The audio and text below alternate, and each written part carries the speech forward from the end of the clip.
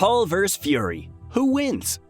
A big welcome to all you fight fans checking out our channel. Welcome to Round 1 Boxing. Today we will take a deep dive into the Paul vs. Fury fight in Saudi Arabia at the end of this month and throw in our opinion on how the fight might pan out.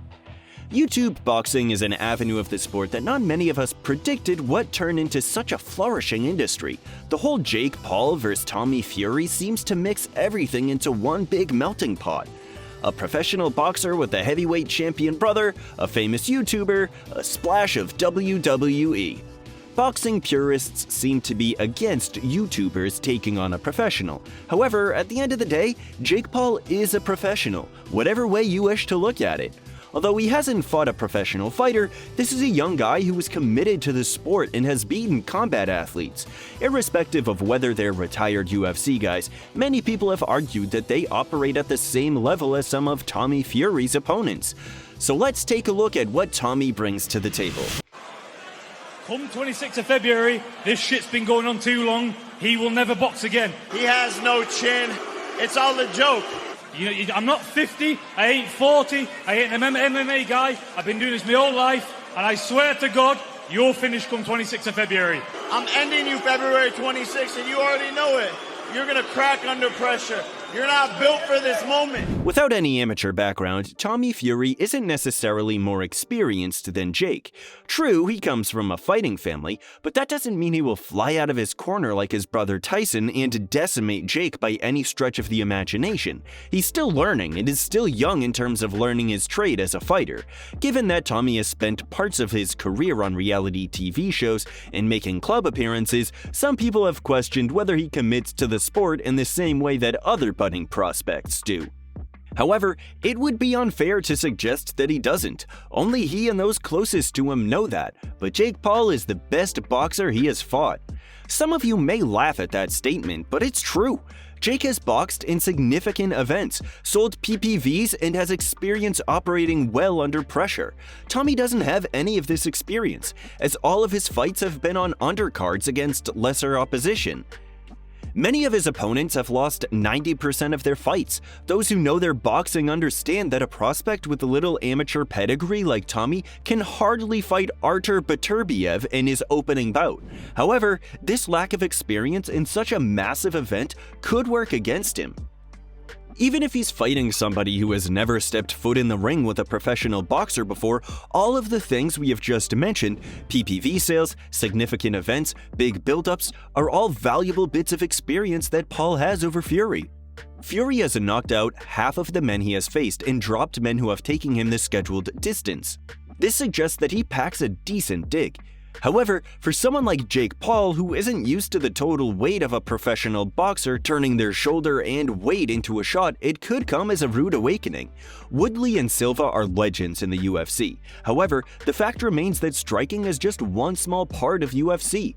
Tommy Fury has spent much more time in the ring, focusing solely on his boxing and fundamentals, and has the bloodline of a seriously good fighting family. Tyson gets most of the praise, but Hughie Fury is also a solid fighter who operates at a good level, has challenged for a world title, and has a solid amateur pedigree. So does the popularity of this matchup show that boxing is on the decline? We wouldn't say so. Going back a few decades, the first Rocky film was hardly realistic, was it?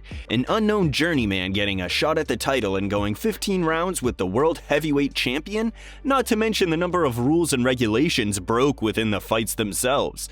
But it didn't matter. It's the entertainment business. Rocky inspired a massive wave of young fighters to go to the gym and injected a new life into the sport.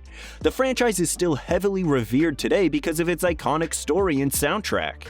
Purists may argue the point of boxing is to hit and not get hit, which it is, but it's also the entertainment business. Watching a highly technical fight is excellent for a small percentage of boxing fans, but casual fans want a narrative that sells. Whether you care to admit it or not, Jake Paul and Tommy Fury fighting is a narrative that sells, so don't be shocked to see it do higher PPV numbers than many legitimate world title fights this year. In the grand scheme of things, it's an exciting matchup. Of course, we'd all love to see Crawford Spence or Fury Joshua a couple of years ago. but these fights seem much more challenging to make than they did in the golden era of boxing in the 1980s. Therefore, the curiosity in crossover matchups like this has more appeal. However, maybe if promoters could set aside some of their egos and pit the best fighters together, then these types of fights may not have the same level of appeal. Some fans and experts have cited that the Mayweather era has helped usher in this YouTube/crossover generation. Look, we would never talk down about Mayweather, and he's one of the greatest of all time. However, his marketing strategy was up there with any of the greatest boxers ever, proven by how much money he made in the ring. However, following his retirement and huge mega money showdown with Conor McGregor, this highlighted a colossal market for crossover boxing. As YouTubers entered the space, this became even more apparent. He has since gone down the proverbial rabbit hole and seems to be fighting every YouTuber who wants it. He also flattened a Japanese kickboxer in less than a round in an uncomfortably brutal exhibition. Look, the game is the game, so don't be surprised to see Mayweather take on Mr. Beast at this rate. Mayweather changed the whole landscape of the sport. He was the highest paid athlete in the world, and he's continuing to make serious bank even after his retirement. It's up to the new generation to look at the obstacles they're facing and attempt to move around them effectively.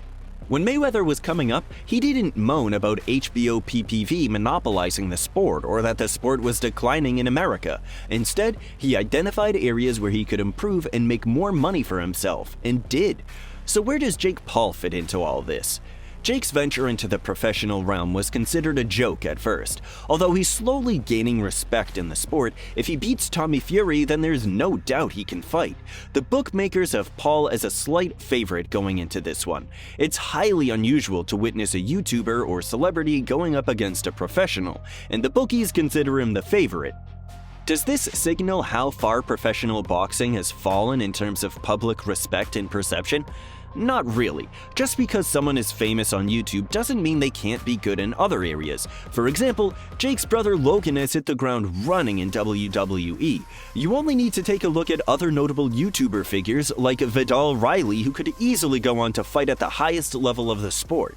Jake has an athletic background. He was a state-ranked wrestler and football player, and he wouldn't be able to go 8 rounds with professional combat athletes if he couldn't fight. Jake has won more of his fights by knockout than Fury, but Fury has fought other professional boxers. This might not be the most reliable statistic, but both fighters aren't feather-fisted based on initial perceptions in the early stages of their careers. So who's going to win?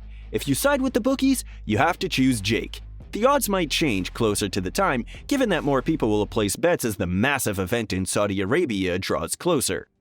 Jake has competed at a higher weight and generally walks around at cruiser, and Tommy Fury has competed primarily at light heavyweight. Some people are skeptical that the fight will go ahead, given that it has been announced multiple times and has yet to materialize.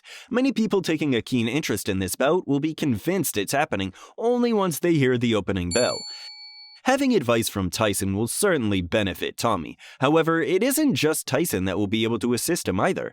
Fury has a great network of professional trainers and coaches who can help Tommy with the fundamentals and construct a game plan to defeat Jake Paul. Purists are livid that this fight is gaining so much traction. However, many boxing fans are intrigued by the matchup. It's not something that happens every day, and the bookies' odds highlight that it's a closer fight than half of the world title fights that have been made in the last few months. Jake has talked about becoming a world champion, but this is highly unlikely. Even if he goes on to defeat Tommy emphatically, Tommy isn't even ranked in the top 40 in his division in the UK. It will be interesting to see how far the Jake Paul train can go in the sport if he defeats Tommy. Many analysts are siding with Paul just to see how far he can go. So how does the fight play out? Jake has more experience in 8-round bouts and will be better equipped to handle the sparkle of the big lights and the size of the event. You'd think Tommy would be quietly confident enough to do the job against Jake, even with fundamentals. His jab is solid, his right hand is a potent weapon in his arsenal, and he has a decent snap in his shots. His reach could also come in to help play a big part as well. With Jake going in as the favorite, it could be a case that people are underestimating that he's finally fighting a live professional opponent. Fury is not a retired MMA fighter. He's a young fighter with an undefeated record and plenty on the line. If he lost to Paul, it could easily spell the end of his career, and he's only 23 years of age. Youth, boxing ability, and the fact Fury is the first pro that Paul has faced all seem to be taking a back step in this one. If Jake Paul wins, who does he fight next? Where does his professional journey stop? It's virtually a universal opinion that he doesn't have anywhere near what it takes to become a world champion. But that shouldn't be taken as criticism.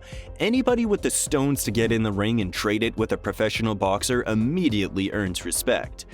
That's what a lot of social media warriors don't recognize. They're getting in the ring, and they're fighting.